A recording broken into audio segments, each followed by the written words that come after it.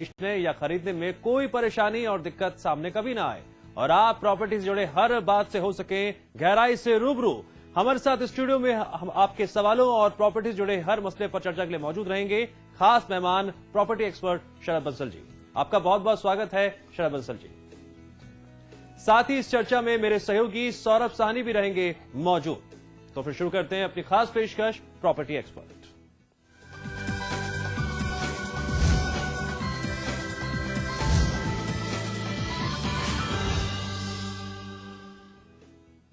साल 2013 में एनसीआर के लाखों परिवारों का इंतजार खत्म होने जा रहा है। जी हां, इस साल एनसीआर के करीबन 1.5 लाख परिवारों को उनके नए फ्लैट्स का पोजीशन मिलेगा। लेकिन बड़ा सवाल यह है कि क्या इतने बड़े स्तर पर फ्लैट्स की सप्लाई होने के बाद प्रॉपर्टी बाजार में क्या क्या बदलाव देखने को मिलेंगे? हाँ, वो तमाम परिवार जो फ्लैट बुक कराने के बाद पोजीशन मिलने का इंतजार कर रहे थे, उनका इंतजार आखिरकार 2013 में खत्म होने जा रहा है। 2013 का साल क्या साबित होगा ईयर ऑफ डिलीवरीज? एनसीआर में कई परिवारों का सपना होगा पूरा। खत्म होने जा रहा है सालों का इंतजार। होने जा रही है 1.5 लाख घरों की डिलीवरी। कोई बायर 2006 से इंतजार कर रहा है, कोई 2007 से तो कोई 2008 से। लेकिन जिस तरह से डेवलपर्स को पिछले 2 सालों में कभी कैश की तो कभी लोन की तो कहीं अप्रूवल की दिक्कत हो रही थी, उससे कंस्ट्रक्शन में भी लगातार देरी हो रही थी। बायर्स भी अपनी जमा पूंजी लगाकर डेवलपर्स के दावों को सच मानकर अपना आशियाना मिलने का बेसब्री से इंतजार कर रहे थे। गुजरते वक्त के साथ बायर्स की बेचैनी और डर भी बढ़ता जा रहा था। इनमें से वो ज्यादातर बायर्स थे जिन्होंने नोएडा ग्रेटर नोएडा एक्सप्रेसवे पर फ्लैट बुक कराए थे। इन्वेस्टमेंट के लिहाज से ये एरिया शुरू से ही एक हॉट डेस्टिनेशन बना हुआ था। लेकिन कई विवादों और प्रोजेक्ट में देरी ने बायर्स को चौतरफा परेशानियों से घेर लिया था। डेवलपर्स भी इस लेट नतीजे के लिए कई वजहों को जिम्मेदार मानते हैं। कोई भी डेवलपर नहीं चाहता है कि उसका प्रोजेक्ट डिले हो, क्योंकि प्रोजेक्ट डिले होने से बायर्स को तो डिफिकल्टी है, उनके ऊपर प्रॉब्लम तो है ही, डेवलपर के ऊपर दूना भार हो जाता है। पहला तो वो कहीं ना कहीं उसके ऊपर फाइनेंशियल बर्डन आता है कि इंटरेस्ट पे जो फाइनेंशियल इंस्टीट्यूशंस हैं उनके इंटरेस्ट बर्डन बढ़ते हैं। दूसरा, जो बायर्स को भी कहीं ना कहीं कंपनसेट करना पड़ता है, कहीं पेनाल्टी देनी पड़ती है, कहीं ना कहीं मटेरियल कॉस्ट बढ़ जाते हैं। तो ये तो सारी प्रॉब्लम्स उनके ऊपर आती है। अगर डेवलपर डिलिबरेटली प्रोजेक्ट डिले करता है, कभी कभी क्या होता है डेवलपर्स फंड्स को ट्रांसफर कर लेते हैं, फंड्स को मिसयूज कर लेते हैं, तो प्रोजेक्ट डिले होता है। वो बहुत सीरियस प्रॉब्लम है।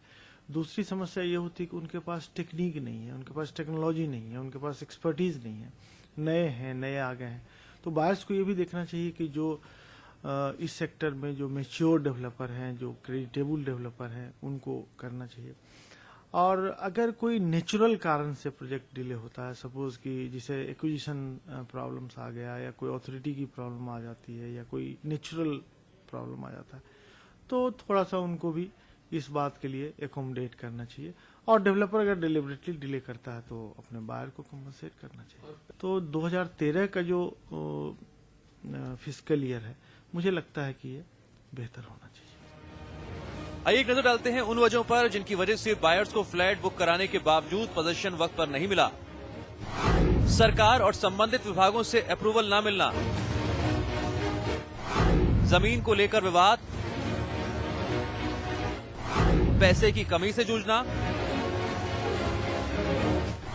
कंस्ट्रक्शन मटेरियल और सीमेंट सहित लेबर की समस्या,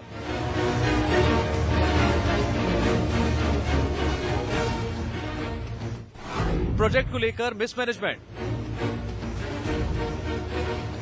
लेकिन बड़ा सवाल यह है कि 2013 में सप्लाई बढ़ रही है, क्या डिमांड बढ़ेगी? क्या प्रॉपर्टी के दाम घटेंगे? क्या प्री लॉन्च प्रोजेक्ट को लेकर बायर्स का नजरिया बदलेगा? भले ही एनसीआर में प्रॉपर्टी की सबसे बड़ी सप्लाई होने जा रही है, जानकारों की माने तो नोएडा में अंडर कंस्ट्रक्शन प्रॉपर्टी की कीमत में करेक्शन हो सकता है। साथ ही जिन इलाकों में इंफ्रास्ट्रक्चर अभी तक डेवलप नहीं हुआ है लेकिन बिल्डर्स ने रिस्क लेते हुए अपार्टमेंट्स बना लिए हैं, वहां तैयार अपार्टमेंट्स की कीमत स्टेबल रह सकती है या कीमतों में गिरावट आ सकती है। ऐसे में ये सवाल उठना भी लाजमी है कि वो बायर्स क्या करें जो अब भी फ्लैट का पोजीशन लेने के लिए ठोकरें खा रहे हैं। साथ ही बिल्डर्स और ब्रोकर्स जिन जुबानी वायदों के दम पर बायर्स को सिर्फ घुट्टी पिला रहे हैं। सबसे पहले आप एग्रीमेंट पर नजर दौड़ाएं और देखें कि क्या उसमें कोई पेनल्टी क्लॉज है। अगर है तो उसे क्लेम करें। बायर्स एकजुट होकर बिल्डर पर दबाव बनाएं। आप कंज्यूमर कोर्ट में केस फाइल कर सकते हैं। आप रिफंड के लिए क्लेम कर सकते हैं। लेकिन क्या आपको आपका पैसा इंटरेस्ट के साथ मिल पाएगा, ये एग्रीमेंट पर निर्भर करता है। और इसके बाद भी आखिरकार अगर कोई हल निकलता हुआ नहीं दिखाई दे रहा है तो आप बायर्स कंपटीशन कमीशन का दरवाजा खटखटा सकते हैं। 2013 में डेवलपर रियल एस्टेट सेक्टर में बूम आने का दावा कर रहे हैं, लेकिन दावे तभी सच हो पाएंगे जब डेवलपर्स बायर्स की उम्मीदों पर खरा उतर पाएगा, यानी अपने किए हुए वादों को वक्त पर पूरा कर पाएगा। कैमरामैन अजय के साथ सौरभ सानी, समाचार प्लस। जी हाँ, 2013 को ईयर ऑफ डिलीवरीज कहा जा रहा है। इस मसले पर चर्चा के लिए हमारे साथ मौजूद हैं हमारे खास मेहमान शरद बंसल जी और साथ ही मेरे सहयोगी सौरभ सानी भी। शरद बंसल जी, आपने हमारी रिपोर्ट देखी, इस पर सबसे पहले आपकी प्रतिक्रिया। देखिए, खाली एक प्रोजेक्ट जो वर्टिकली आपने दिखाए हैं, सब प्रोजेक्ट तो कंप्लीट हो गए हैं। इसकी जो सराउंडिंग के इंफ्रास्ट्रक्चर है, रोड हैं, ब्रिजेस हैं और इसके जो पार्क हैं, कमर्शियल एरियाज हैं और स्कूल हैं, इसकी और कोई एमिनिटीज दिख ही नहीं रही हैं। जिसके एक अगर मकान में शिफ्ट कर लेगा उसे फिजिकल पोजीशन भी मिल जाएगा। ये तो बहुत मुश्किल है वहां रहना, उसे कई किलोमीटर पे शॉपिंग के लिए जाना पड़ेगा। इस तरीके की प्रोग्रेस तो एक जबरदस्ती एक पोजीशन को थोपा जाएगा। जब तक गवर्नमेंट और डेवलपर मिलकर इंफ्रास्ट्रक्चर को डेवलप नहीं करेंगे, उसे बनाने के लिए दबाव नहीं डालेंगे सरकार के ऊपर, जैसे जैसे बिल्डिंग का स्ट्रक्चर बनाया था उसी अनुपात में इंफ्रास्ट्रक्चर को भी फॉलोअप करना चाहिए था। आज मैं देखता हूँ वहां पर किसी भी एनसीआर के प्रोजेक्ट में चले जाए ना, तो वहां पे रोड की कनेक्टिविटीज है, सब अंडर कंस्ट्रक्शन है। जब इतनी ज्यादा लोगों की इन्वेस्टमेंट है, लाखों की तादाद में फ्लैट तैयार है, वहां जब इंफ्रास्ट्रक्चर किसी तरीके के नहीं है, और हर बिल्डर को ये देखना चाहिए था कि गवर्नमेंट जब को ईडीसी आईडीसी सब देते हैं गवर्नमेंट को उसी वक्त आगाह क्यों नहीं कराया कि जब कनेक्टिविटी नहीं होगी तो हमारे फ्लैट बिकेंगे नहीं और जो उसके एंड यूजर हैं वो तकलीफ में आ जाएंगे। जी सौरभ, जो तमाम एक बहुत अहम मसला उठाया है शरद जी ने, लेकिन समझने वाली बात यह भी होगी कि जब बायर्स ऐसे फ्लैट्स में आकर रहना शुरू कर देते हैं, उन्हें पोजीशन मिल जाता है, राहत मिलती है, लेकिन जब इंफ्रास्ट्रक्चर नहीं होता है तो सिर्फ दिल में दर्द होता है, टीस होती है, लेकिन समझ में नहीं आता कि कानूनी रूप से करें तो क्या करें। खतरे भी हो सकते हैं, दिक्कतें भी हो सकती हैं, समस्याएं भी आ सकती हैं। दिव्यांश, जो एनसीआर में जितने भी बिल्डर्स हैं, इन्होंने पोजीशन के मायने ही बदल दिए हैं। जी, पोजीशन का मतलब ये होता है कि भाई अगर आपने कोई प्रोजेक्ट बनाया है तो उसमें आप पूरा कंप्लीट प्रोजेक्ट करके दें, यानी सिर्फ बिल्डिंग्स का स्ट्रक्चर खड़ा करके फिनिशिंग करके फ्लैट पोजीशन देना एक पोजीशन नहीं कहलाता। उसका मतलब है कि पूरा प्रोजेक्ट उन्हें हैंडओवर करा जाए विद एमिनिटीज, जो क्लब दिए जा रहे हैं, स्विमिंग पूल है, या बेसिक एमिनिटीज जितनी भी है। इंफ्रास्ट्रक्चर की बात करें, अगर जैसे कि सर ने बताया कि ईडीसी और एडीसी गवर्नमेंट को जाते हैं, जो एडिशनल डेवलपमेंट चार्जेस होते हैं, ये सारे गवर्नमेंट को जाते हैं। बिल्डर्स बायर से पैसे लेता है 150-200 पर स्क्वायर फीट के हिसाब से, यानी 3-4 लाख रुपए इन्हीं के गवर्नमेंट को चले जाते हैं। और अगर ये इंफ्रास्ट्रक्चर ही वहां पर आसपास कनेक्टिविटी नहीं होगी किसी भी चीज की, बेसिक जो फैसिलिटीज हैं, चाहे वो ट्रांसपोर्टेशन की हो, रोड्स की हो, कमर्शियल एक्टिविटीज हो, वहां पर शॉपिंग कॉम्प्लेक्स हो, वो नहीं उन्हें मिल पाएंगे तो पोजीशन उनके लिए बेकार है। जी जी, वो वहां पर रहने तो जा रहे हैं लेकिन वो यूजलेस है। जी सौरभ, देखिए आपने देखो जो एक इंफ्रास्ट्रक्चर डेवलप होता है, इंटीग्रेटेड सिटी बनती है। हम क्लेम कर रहे हैं टाउनशिप बनाई है, एक हमने घर नहीं बनाया कि हम चलो थोड़ी दूर चले जाएंगे, टाउनशिप बनाई है, उसमें इंटीग्रेटेड सभी चीजें होनी चाहिए। ये तो डेवलपर को पैसा बटोरने के लिए फटाफट पोजीशन देके अपनी बला टालने की बात आ गई। शरद जी, डेवलपर्स तो बड़े खुश हो रहे हैं कि इतने सारे अब फ्लैट्स बायर्स तक पहुंचेंगे, पोजीशन उन्हें मिलने जा रहा है, लेकिन जो बायर्स अपने आप को ठगा महसूस करते हैं उनको भी हमने बताया कि किस तरह से आपके पास रास्ता है कि आप दबाव बनाए बिल्डर पर। आप क्या सुझाएंगे बायर्स को? बिल्डर के ऊपर दबाव बनाने के लिए जो कंज्यूमर कोर्ट है जी, अथॉरिटीज हैं, उसके ऊपर दबाव बनाने के लिए जो पेनल्टी क्लॉज बना के वो तो हमसे तो इन्वेस्टर से पैसा वसूल कर लेगा और या इंटरेस्ट डेवलपर ले लेगा, लेकिन जो deficiency in delivery of project है उसके लिए एक डेवलपर को रिस्पॉन्सिबल ठहराना चाहिए, गवर्नमेंट को ठहराना चाहिए।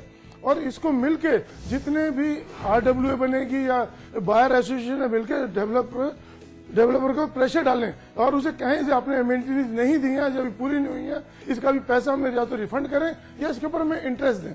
ऐसे अधूरे मकानों में रहना, खाली रहने की एमेनिटीज को कम एंजॉय कर रहे हैं, एक सुरक्षित भी नहीं है। अगर वहां पे गेट नहीं बने, वॉल नहीं बने, सिक्योरिटी नहीं है, पार्किंग नहीं है और शॉपिंग के लिए इतनी दूर जाना पड़ता है, तो सिक्योरिटी एंगल बहुत जरूरी है ना। वहाँ पार्किंग की सुविधा है। मैंने अभी एक टाउनशिप देखी जिसके अंदर काफी दूर तक किसी तरीके से वहाँ पे ट्रांसपोर्ट का साधन नहीं है। जब तक ट्रांसपोर्ट कनेक्टिविटी और जो मेट्रो है या रोड है, किसी का एक फीडर सिस्टम नहीं होगा, चाहे उसे कुछ समय के लिए बिल्डर को ही अपनी बसें या छोटी गाड़ियां चलानी पड़े एक कनेक्टिविटी मेन रोड तक भेजने के लिए। मुझे याद है एक बार DLF ने गुड़गांव में जब उनका फेज 1 चला था, उस वक्त अपनी बसेस चलाई थी जिससे कि हाईवे तक आने जाने वाले जा सके और कंज्यूमर को, जो एंड यूजर को फायदा हो सके। जी जी जी, इस तरीके का कोई पॉलिसी ये तमाम तरह की समस्याएं हैं और इसकी फहरिस्त बहुत ज्यादा लंबी है जो खत्म होने का फिलहाल नाम नहीं ले रही है। लेकिन सौरभ, आपसे समझना चाहेंगे कि आपकी कई डेवलपर से बातचीत होती है इस मसले पर, वो खुल के नहीं बोलते, लेकिन ऑफ द रिकॉर्ड आखिरकार बार बार इस तरह की बातें निकलकर सामने क्यों आती है? डेवलपर्स जो वादे करते हैं वो पूरे होते हुए दिखाई नहीं देते और जो पोजीशन के मायने हैं वो पूरी तरह से बदल चुके हैं। देखिए, जो ऐसे कई बिल्डर्स हैं जो बिल्डर को डेवलपर जो है वो प्रमोटर्स को प्रोफेशन की तरह लेते हैं और कुछ ऐसे हैं सिर्फ प्रॉफिट बेसिस के लिए लेते हैं। तो जो प्रॉफिट के लिए ले रहे हैं वो इन चीजों को फॉलो नहीं करते, कोई रूल्स एंड रेगुलेशन नहीं। जैसे कि अगर पोजीशन की बात हुई है तो पोजीशन में एक एग्रीमेंट में एक पेनल्टी क्लॉज लगता है कि अगर हमने आपको 3 साल की कमिटमेंट करी है तो उसमें आपको 5 से 10 रुपए पर स्क्वायर फीट बिल्डर आपको पर मंथ का पेनल्टी क्लॉज पे करेगा अगर जितना डिले होता है। चाहे 1 साल होता है तो महीने के हिसाब से उतना बनेगा। लेकिन वो चीज ध्यान रखनी बहुत जरूरी है कि एग्रीमेंट में लिखा है नहीं रखा। कस्टमर अगर जाता है फ्लैट खरीदने तो वो इस चीज को जरूर ध्यान रखे और प्रेशर बनाए बिल्डर पे। अगर कोई प्रोजेक्ट डिले हो रहा है तो उन पे प्रेशर बनाया जाए, ग्रुप में जाए, RWA बनाए, पहले ही शुरू में ही उसकी RWA बनाए जाए। चाहे आज अगर आप देखेंगे तो गूगल या नेट मार्केटिंग पे लोगों ने फेसबुक पे बहुत सारे ग्रुप्स बना रखे हैं किसी भी प्रोजेक्ट को, जिससे वो बिल्डर पर प्रेशर कर सके अगर कोई प्रोजेक्ट डिले होता है। इसमें कहीं ना कहीं बिल्डर्स भी कई बार दोषी नहीं होते क्योंकि गवर्नमेंट की जो अथॉरिटीज हैं उनमें भी बहुत सारी कमियां हैं। जैसे कि अप्रूवल्स की बात करें, अब मैं कई बिल्डर्स के पास गया तो उनका यही कहना है कि भाई हमें जो मेन दिक्कत आती है, हमें प्रोजेक्ट शुरू करने में कोई दिक्कत नहीं है क्योंकि हमारे पास कैश फ्लो आ रहा है, हमें बायर से ही पैसा लेना है, बायर्स का लोन होता है, हमें पैसा आ जाता है।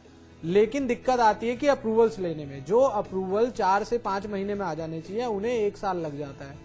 तो जो उन्होंने कमिटमेंट करी होती है 2 से 3 साल की, वो बढ़ जाती है, 1 साल बढ़ जाते हैं। फिर कुछ का मानना है कि भाई कॉस्ट मटेरियल में जो प्राइस हाइक हुए हैं उसकी वजह से हो जाता है। बहुत सारे ऐसे चेंजेस हैं। मेन अप्रूवल जो है उसकी वजह से बिल्डर को दिक्कत होती है। अगर एक सिस्टम बन जाए सिंगल विंडो क्लियरेंस का, जो काफी स्टेट्स में हो भी चुका है, तो बहुत राहत मिलेगी बिल्डर्स को। जी देखिए, पूरी कंट्री की जो इकोनॉमी है रियल एस्टेट पे डिपेंड करती है और गवर्नमेंट इसी में कैजुअल एटीट्यूड लेके जाती है।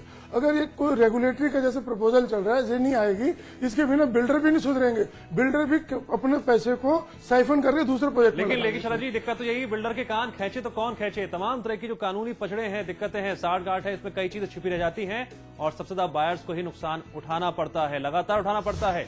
क्या ये साल जिस तरह से आंकड़े दिखा रहे हैं, डिमांड बढ़ेगी? ये अपना आप एक अहम सवाल है, इस पर भी हम चर्चा करेंगे, लेकिन एक छोटे से ब्रेक के बाद। सौरभ सानी आप भी बने रहे हमारे साथ और हमारे खास मेहमान शरद बंसल जी आप भी बने रहे हमारे साथ, चर्चा जारी रहेगी।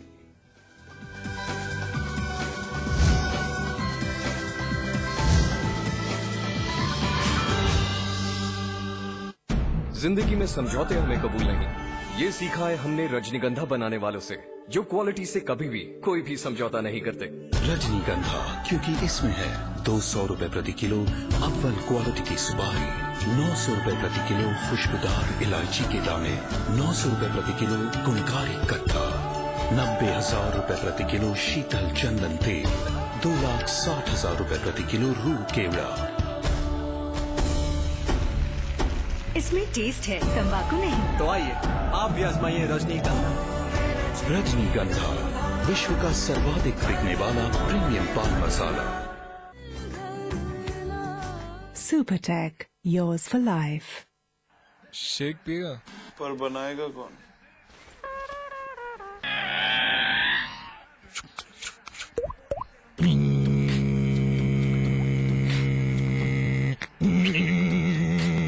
Catch your milk 1 minute shake, ना मिक्सर ना ब्लेंडर, बस पानी डालो, मिलाओ और तैयार।